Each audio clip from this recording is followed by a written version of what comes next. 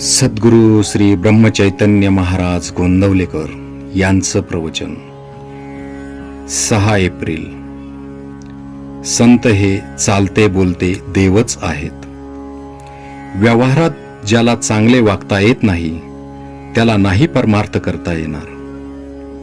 व्यवहारात झालेल्या गोष्टींचा मनावर परिणाम होऊ देणार नाही असा निश्चय करावा आणि सद्गुरू आज्ञा प्रमाण मानून तो तडीस न्यावा.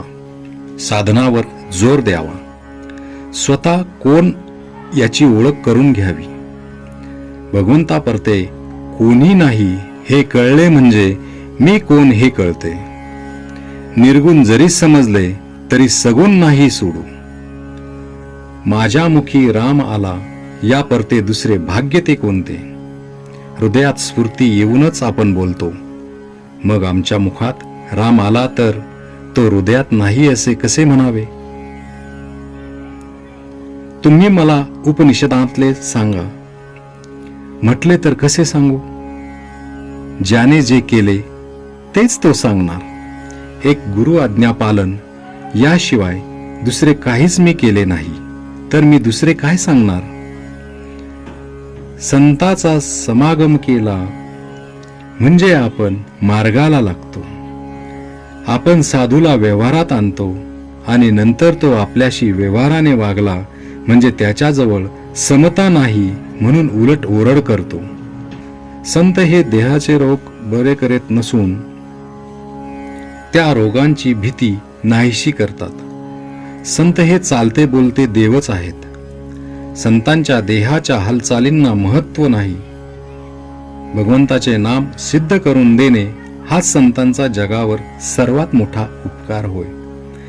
हजारो लोक भगवंताच्या नामाला लावणे हेच खरे संतांचे कार्य होय. संतांचा कोणताही मार्ग हा वेदांच्या आणि शास्त्राच्या उलट असणे शक्यच नाही.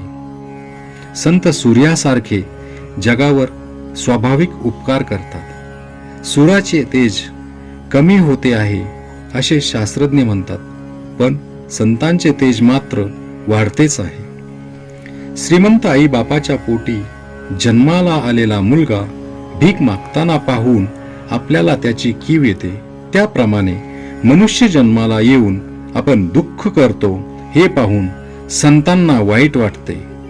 एकूण योनी इतक्या आहेत की त्यामध्ये मनुष्य जन्म येणे कठीण आहे. मनुष्य जन्म येऊन भगवंताची प्राप्ती झाली नाही तर जीवाचे फार नुकसान आहे. म्हणून अत्यंत चिकाटीने संतांचा समागम करावा. त्यांची कृपा प्राप्त करून घ्यावी. संतांनी जो मार्ग आखला त्यावर डोळे मिटून जावे. पडण्याची अडखळण्याची भीतीच नाही. आपण प्रपंचात इतके खोल जातो की संतांची हाक ऐकूच येत नाही.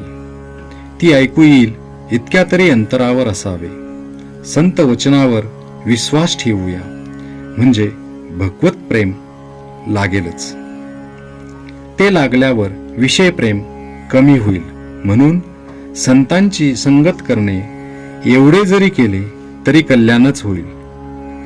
संत संगती आणि नामस्मरण यानेच भगवत प्रेम येईल.